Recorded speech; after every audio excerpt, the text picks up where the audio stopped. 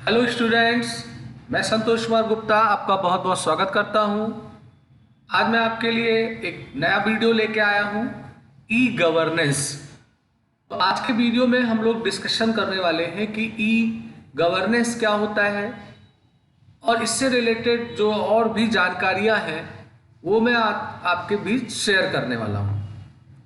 तो देखिए, e governance का मतलब ये हुआ कि हमारा जो गवर्नमेंट है, हमारे भारत की जो सरकार है या जो हमारे राज्य सरकारें हैं, इनके द्वारा जो तमाम सर्विसेज दिए जा रहे हैं, उन सर्विसेज को आप अपने मोबाइल से, अपने लैपटॉप से, किसी ऐप या पोर्टल के माध्यम से कर पाएँ, इंटरनेट हो आपके पास और आपको वहाँ जाना ना पड़े। जैसे उदाहरण के रूप में आप रेलवे रिजर्वेशन को ही ले लीजिए। आपको टिकट का रिजर्वेशन कराना है तो आप पहले जाते थे रेलवे स्टेशन, टाइम बहुत कंज्यूम होता था, लाइन लगाना होता था।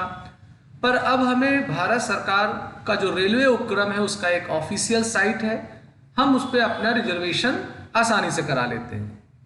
या मान लीजिए कि हमें एम्स जैसे हॉस्पिटल में ओपीडी का पर्चा लगाना है, तो वहाँ हॉस्पिटल में बहुत भारी भीड़ होती है, तो हम अपना ऑनलाइन रजिस्ट्रेशन कर सकते हैं। इसे ORS बोला जाता है।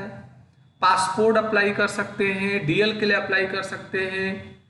ऐसे तमाम सर्विसेज हैं, उन्हें हम अब एक ऐप के माध्यम से यूज कर लेते हैं। तो उसे ही बोला गया है ई गवर्नेंस।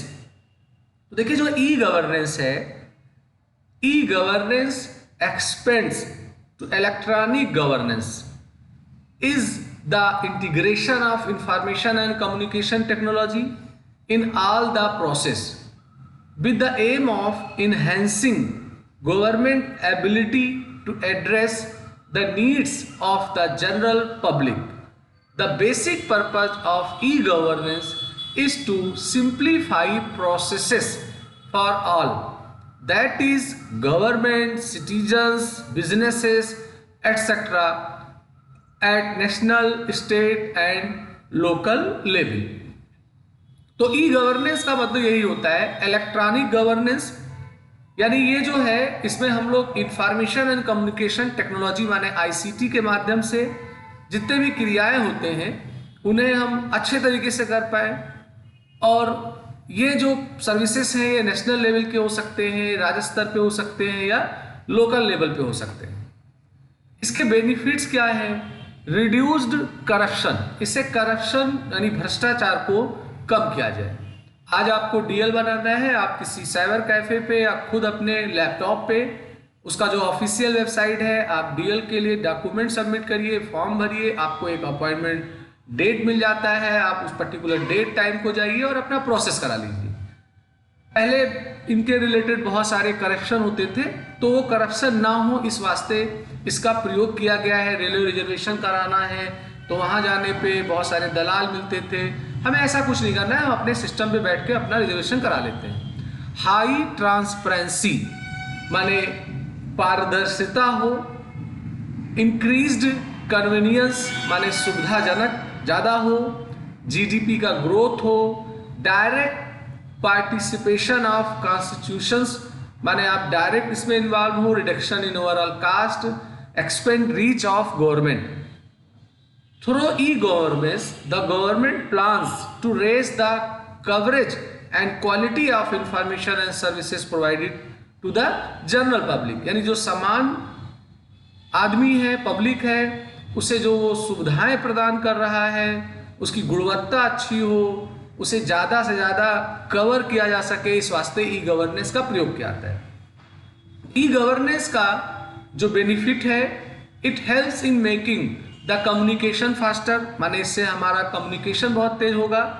जैसे सपोज दैट आपने DL के लिए अप्लाई कर दिया तो आप ट्रेस कर सकते हो कि आपका प्रोसेस कहाँ तक गया है। आपने पासपोर्ट के लिए अप्लाई कर दिया तो आप ट्रैक कर सकते हो कि आपका प्रोसेस कहाँ है। तो कम्युनिकेशन फास्टर है when compared with the other means.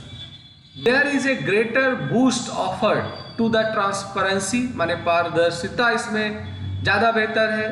Each important detail will be available on the internet, जितने भी महत्वपूर्ण सूचनाएं हैं वो आपको इंटरनेट पे उपलब्ध हैं, आप वहाँ से सारी चीज़ों को देख सकते हो। The use of this technology can reduce the pressure put by the expenditure of stationery. There is a need for thing like printer, computer and many other accessories for paper based. तो अब अगर आप कोई services ले रहे हो तो खुद ले रहे हो, पहले आप रेलवे गए, आपको फॉर्म भरना है, फिर आप टिकट का रिजर्वेशन करा रहे हो, अब वो फॉर्म नहीं भरना है, तो उस ऑर्गेनाइजेशन का जो कास्ट है वो भी कम हो रहा है, उसे एक्स्ट्रा पेपर, कंप्यूटर, प्रिंटर की जरूरत नहीं पड़ रही है। The transparency helps in automating the accounts for the government. It is one of the major benefit of E governance for normal public. तो ये इसके कुछ बेनिफिट्स हैं जो ई गवर्नेंस से मिलते हैं। हमारा जो ई गवर्नेंस है इसके भी कुछ टाइप्स हैं, जैसे G2C government to citizen, G2G government to government, G2B government to business, G2E government to employ. ये हमारे 4 प्रकार के टाइप हैं। तो गवर्नमेंट टू सिटीजन इसे G2C बोलते हैं। तो G2C can be defined as the interaction amidst the general public and the government. यानी हम अगर एक जनरल पब्लिक हैं, भारत के नागरिक हैं, तो हम सरकार से कनेक्ट होके जो सुविधाएं ले रहे हैं ऑनलाइन, तो वो G2C के कैटेगरी में होगा। अगर कोई गवर्नमेंट किसी गवर्नमेंट की सर्विसेज को अडॉप्ट कर रहा है, जैसे स्टेट गवर्नमेंट है तो वो किसी दूसरे स्टेट गवर्नमेंट से कम्युनिकेशन कर रहा है या सेंट्रल गवर्नमेंट से कर रहा है, वो G2G हो जाता है। और अगर कोई बिजनेस है, वो बिजनेस गवर्नमेंट से कम्युनिकेशन कर रहा है, तो वो G2B हो जाता है। और अगर कोई एम्प्लॉई है और वो गवर्नमेंट से कम्युनिकेशन कर रहा है, तो वो G2E हो जाता है। तो कुल मिला के इसका निष्कर्ष ये निकलता है कि many Nations have successfully implemented the e governance. माने बहुत सारे देशों ने ई गवर्नेंस को बहुत अच्छे तरीके से प्रदर्शित किया है। It can be only be applied if the government of the respective country ready to apply it. माने अगर वहाँ का जिस देश में इसे लागू होना है, अगर वहाँ की गवर्नमेंट इसे अप्लाई करती है तो ये सही होगा, तैयार होगा लागू करने के लिए।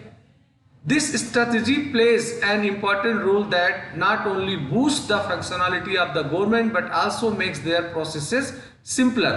तो इसका उद्देश्य यही है कि जो गवर्नमेंट के सारे कार्यक्रम हैं उनको बूस्ट किया जाए, साथ साथ वो साधारण तरीके से चलें।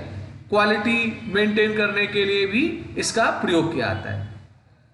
अभी आपके पास बहुत सारे मोबाइल पे ऐप हैं, हम उन ऐप के माध्यम से भी अपने ई गवर्नेंस की सुविधाओं को ले लेते हैं। जैसे आरोग्य सेतु ऐप है, ये कोरोना के टाइम में बहुत ज़्यादा पॉपुलर हुआ था। इसमें आप पूरा कोरोना या कोविड से रिलेटेड जो इन्फॉर्मेशंस हैं या आपके इर्द गिर्द कोई अगर है उससे प्रभावित तो उसके डिटेल मिल जाते हैं। आयकर सेतु में हम इनकम टैक्स वगैरह के रिटर्न से रिलेटेड जानकारी ले सकते हैं।